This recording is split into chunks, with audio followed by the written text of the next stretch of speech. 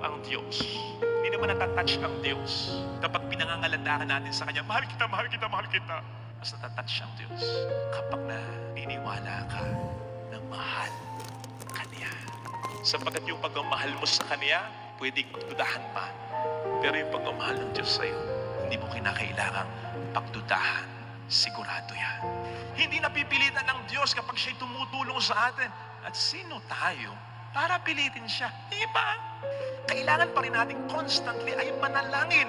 Pero hindi upang siya ay pilitin, kundi upang ang relasyon natin sa Diyos ay mas lalo pang lumalim. Experience will tell us na mas lumalalim ang relasyon natin sa isang tao kapag lagi nating nakakapiling, nakakausap, nakakanig ito. Bigyan mo po kami ng aming kakanin sa araw-araw. Hindi mo, sige na. Hindi mo kailangan gawin yan. Kasi hindi mo kailangan pilitin ng Diyos. Kasi ang Diyos ay sensitibo sa pangangailangan mo. Anak ka ng Diyos. Ikaw ba gusto mong nagmamakawa pa ang anak mo sa'yo? Narinig natin sa ating binasang ebanghelyo ang talinghaga tungkol sa kaibigang nagpumilit upang siya ay mabigyan ng tinapay ng kanyang kaibigan na nasa loob ng bahay.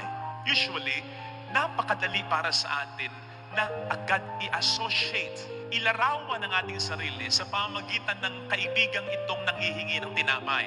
Lalo pat sa konteksto ng panalangin, ay sinasabi rin ng ating gospel reading, ask and you shall receive, seek and you shall find, knock and the door shall be opened to you. Pero kung iisipin po nating mabuti, kung ganito ang magiging paglalarawan natin sa sarili natin, bilang yung kaibigang nanghihingi ng tinapay sa ating narinig na gospel reading, ito kaya ay magbibigay ng magandang paglalarawan naman sa Panginoon natin. Kasi kung tayo ang siyang ilalarawan, gaya ng iniisip natin, nung kaibigang pahingi naman ng tinapay at nagpupumilit na siya ibigyan, it will follow then na ang ilalarawan naman nung kaibigang nasa loob ng bahay na hinihinga ng tinapay ay ang Panginoon naman. Di po ba? Pero will this picture God as good as someone sensitive to our needs and as really generous? Tandaan po ninyo, ha? Kung ang Diyos ay ilalarawan lang nung kaibigang hinihinga ng tinapay sa loob ng bahay, tandaan ninyong yung kaibigang napakinggan natin hinihinga ng tinapay na nasa loob ng kanyang bahay ay napilitan lang kaya nagbigay. And so he was moved not by his friends' dire need, but because of his friends' persistence. Kung hindi pa napilit, kung hindi pa nakulitan, baka nga kung paglalaruan po natin yung eksena, yung kaibigang napilitang magbigay ng tinapay, baka nung ibigay yung tinapay, sa kanyang kaibigang pumilit sa kanya, sinabi pa, ayan, tinapay mo, isasak mo sa baka mo. Tulog na kami, sabi ko na sa'yo, hindi na ako makapagpako, pinilit mo pa ako. Ayan, tuloy nagising yung mga anak ko, pati mga alaga kong hayop. Hirap maghalpol ng tulog. O yan na, last mo na yan. Sapagkat mula ngayon, wala ka ng kaibigan. Sabay, slam ng pintuan. Isipin nga ninyo, ganun ba ang Diyos? Ang Diyos ba kumikilos?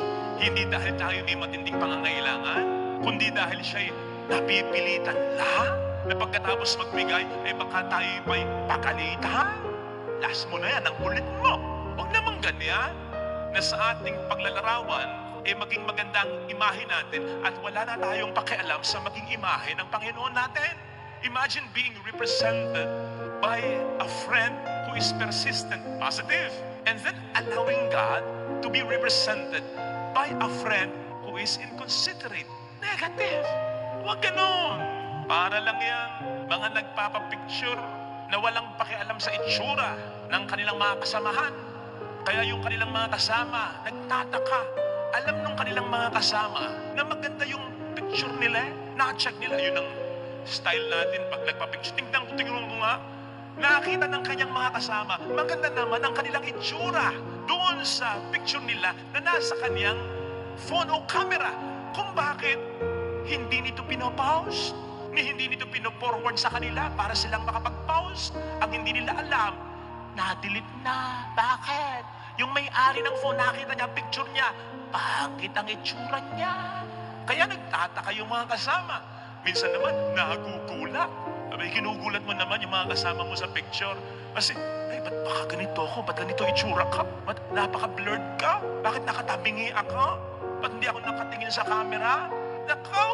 Kaya pala, ang ganda niya. Ayun, kaya mo pinost. Maganda ka, kahit pangit sila. Huwag ganun, Mars. Pagiging makasarili yun Huwag lamang ang itsura mo lang ang mahalaga. Pahalagahan mo rin ang itsura nila. Ay kung ganun lang pala, magpa-picture ka na lang ng solo. Di ba? Kung sasama ka pa, picture mo lang palang mahalaga. Parang ganito ang ginagawa natin kapag ang gagawin natin sa Ebanghelyong narinig natin ay paglalarawan lang sa Diyos at sa atin. Lilitaw na tayo ang mabuti, tayo ang maina, at inconsiderate, insensitive, masungit ang Panginoon natin. Huwag ganon. Besides, ang gamit po ng talinghaga ay hindi lang paglalarawan Hindi lamang ito ilalarawan mo. Halimbawa, yung mga tauhan sa talinghaga, ilalapat mo sa tunay nating karanasan. Iyon madalas ang function ng talinghaga. On the other hand, may function din ang talinghaga kung minsan na hindi paglalarawan lang, kundi pagpapakita ng malaking kaibahan ng mga tauhan sa Ebanghelyo o sa talinghaga sa tunay nating karanasan. In the case of the gospel reading today, hindi ito paglalarawan lang. Ito'y pagpapakita rin ng malaking kaibahan, lalong-lalo na ng Diyos dun sa talinghaga na ating napakinggan. Pinapakita nito na kung yung kaibigan sa Ebanghelyo na nagbigay ng tinapay ay nagbigay dahil napilitan lang, hindi gano'n ang Diyos. Sapagkat hindi napipilitan ng Diyos kapag siya'y tumutulong sa atin. At sino tayo para pilitin siya? Di ba? Ipinapakita nito ang kaibahan na kung yung kaibigang nagbigay ng tinapay ay hindi bukal sa kanyang loob ang pagtulong na ginawa niya, hindi gano'n ang Diyos. Iba ang Diyos. Natutuwa ang Diyos kapag tayo napapagpala, nabibiyaan niyang lubos. At ipinapakita nito ang kaibahan na hindi lamang tayo kaibigan ng Diyos, tayo'y mga anak ng Diyos. Kaya mas lalong hindi tayo kayang tiisin ng Diyos. Kaya nga po, kung titingnan natin yung simula ng ating gospel reading, yung karugtong nito ay yung Ebanghelyo kahapon. Kung nagsimba po kayo, ang Ebanghelyo kahapon ay tungkol sa panalangin itinuro ng ating Panginoon. Ama namin, sumasalangit ka, sambahin. Kung saan pinatawag ni Jesus sa atin ng Diyos na Ama natin. Ama nating natutuwa kapag binibigay ang pangangailangan natin. Ama nating nagbibigay ng pangangailangan natin, in fact, kahit hindi pa natin hilingin. At ang mga patunay niyan ay ang mga biyaya na tinatama sana natin dahil kailangan natin kahit hindi natin hinihiling. Kailangan nating araw-araw na mabuhay, di ba? Tuwing gabi ba, bago ka matulog, pinagdarasal mo na kinabukasan sana buhay ka pa? Hindi natin araw-araw, gabi-gabi pinagdarasal yan. Pero araw-araw buhay tayo sapagkat kailangan pa nating mabuhay at kailangan pa tayo ng ating mga mahal sa buhay. Ganun ang Diyos bilang Ama. Ni hindi mo pa iniisip, ni hindi mo pa sinasabi, naiisip, at ibinibigay na niya. Yes, kailangan pa rin nating manalangin. Kailangan pa rin nating kumatok, humanap, at humingi.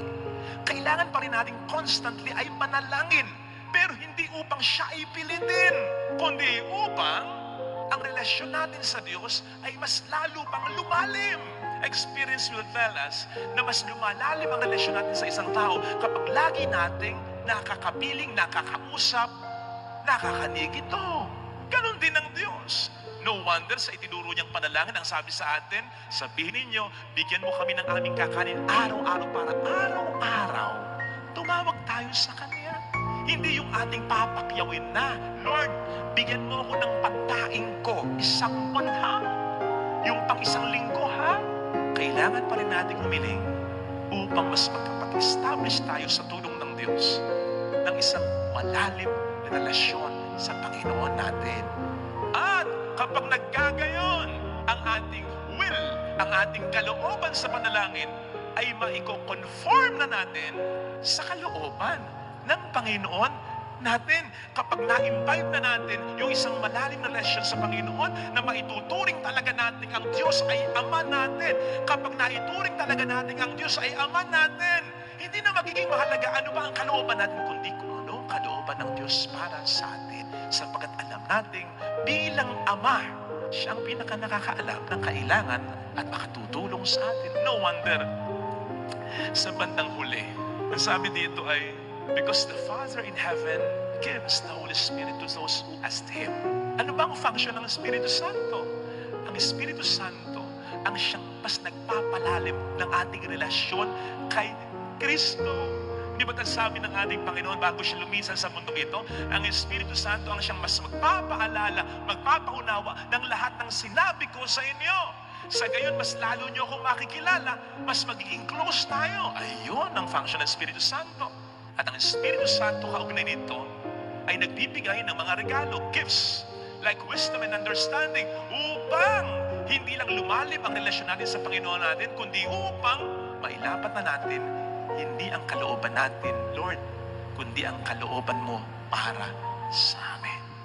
In that way, hindi na mangyayari na sa kahit pangitain natin, kahit sa pag-iisip natin, ay magiging mas maganda na ang image natin kaysa sa image ng Panginoon natin. Hindi na mangyayari yun.